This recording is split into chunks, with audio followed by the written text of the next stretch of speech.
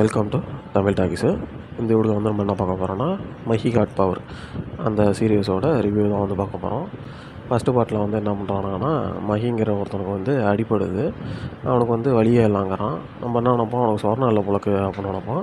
ஆனால் அது வந்து ஏதோ பவரான். அடிபட்டுருக்குன்னு வந்து காமிக்கிறானுங்க. ஆனால் எங்கே அடிபட்டுருக்குன்னு காமிக்க மாட்டாங்க. யூடியூப்பில் வந்து ஒருத்தன் போட்டிருக்கான், இன்னும் தப்பாக இருக்குதுண்ணா அப்படின்ட்டு போட்டிருக்கான். இவனுங்க அதுக்கு போய் செகண்ட் பார்ட்டு பார்த்தா புரியும் ப்ரோ அப்படின்ட்டு போட்டிருக்கானுங்க. செகண்ட் பார்க்கும்போது கடைசியில் வந்து அறுத்து பார்க்கலாம் அப்படிங்கிறானுங்க. அங்கேயும் வந்து கிளியராக சொல்ல மாட்டானுங்க எதை அறுத்து பார்க்கலாம் அப்படின்ட்டு. அதுக்கப்புறம் தேர்ட் பார்ட்டு பார்க்கும்போது தான் புரியுது அவனுக்கு கையை தான் சொல்லியிருக்கானுங்க அப்படின்ட்டு.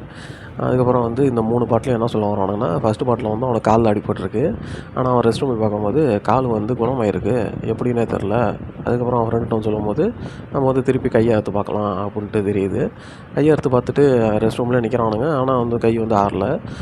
இவனுங்க லூஸ் பையன் மாதிரி ரெஸ்ட் ரூமில் நின்றுக்கிட்டு டீ சாப்பிட்லாம் காஃபி சாப்பிட்லாம் அப்படின்ட்டு பேசிகிட்டு இருக்கானுங்க.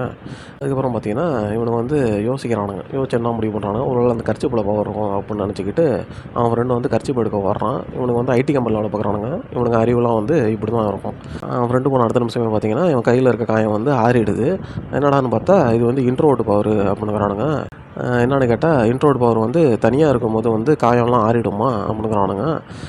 சரி இப்படி ஒரு பவர் இருக்குது, இவனுக்கு வந்து வலியும் இல்லை, இது மாதிரி 2 பவர் இருக்குது, இதை வச்சுட்டு ஏதாச்சும் பண்ணுவான்னு பார்த்தா, ட்ரெயினில் போகும்போது ஒரு தாத்தாவுக்கு வந்து ஒரு பைத்தியக்காரன் வந்து டிஸ்டர்ப் பண்ணுறான். இவன் ஏதாச்சும் தட்டி கேட்பான்னு பார்த்தா அங்கேருந்து ஓடிடுறான். இந்த இன்ட்ரோவர்ட்டுங்கெல்லாம் கடைக்கு போனாலே 3 இட்லி வாங்கிட்டு கடைசி இட்லிக்கு வந்து சாம்பார் பார்த்தாம தண்ணியை தொட்டு தின்னுட்டு வீட்டுக்கு வர போயிடுங்க. இவனுக்கு வந்து பவர் கிடச்சா வேறு என்ன பண்ணுவானுங்க, இது மாதிரி ஓடி தான் போவானுங்க. சரி இந்த பவர் வச்சுட்டு இதுக்கப்புறம் ஏதாச்சும் பண்ணுவானான்ட்டு பார்ப்போம். ரிவ்யூ நல்லா இருந்துச்சுன்னா லைக் பண்ணுங்கள், கமெண்ட் பண்ணுங்கள்.